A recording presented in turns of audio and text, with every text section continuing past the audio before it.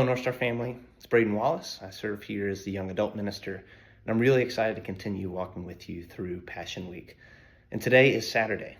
It's the day between the cross and the empty tomb, and it's often a day that we just kind of skip over. We want to get to the excitement of the resurrection on Sunday, but today has a lot of intention in it.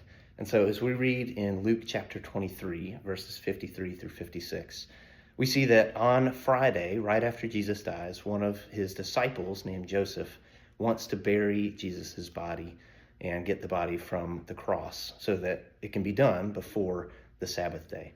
And so we read here about what that looks like. It says, taking Jesus's body down, Joseph wrapped it in fine linen and placed it in a tomb cut into the rock where no one had ever been placed. It was the preparation day, and the Sabbath was about to begin. The women who had come with him from Galilee followed along and observed the tomb and how his body was placed. Then they returned and prepared spices and perfumes, and they rested on the Sabbath according to the commandment. Now, it's hard to imagine just how difficult Saturday would have been for Jesus's followers. Not only did they see the one that they loved crucified, but also they had to wait a day to be able to continue with burying him honorably.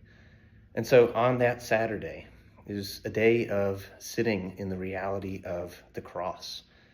And so we have a similar opportunity today. As we sit in the reality of what Jesus did for us on the cross, the weight of our sin, we can reflect. We can spend today reflecting on the fact that it was our sin that brought Jesus to the cross. We can reflect on the depth of his love that he displayed for us in dying for us while we were yet sinners, as Romans 5:8 says. And so today is a day of reflection where we can really reflect on where we need to surrender our lives to Jesus and just on the depth of his love. But it's also a day to rest. Just as the Sabbath day was a day to rest and to believe that God would sustain the people, we get to rest in the finished work of Jesus. So as we look at the cross, we know that Jesus declared, it is finished, that we can rest in his finished work today because of what he's done. But we can also rejoice because though the disciples didn't quite know what they would find at the tomb Sunday morning, we know that the tomb was empty, that Jesus had made these promises that he would be crucified, that he'd be buried, but that he'd rise again on the third day, that he kept those promises. And so we can rejoice in knowing that as we wait upon the Lord, that he keeps his promises, that our hope is as sure as the tomb is empty. And so we can look with anticipation towards tomorrow, knowing that we can rejoice in the fact that Jesus is alive.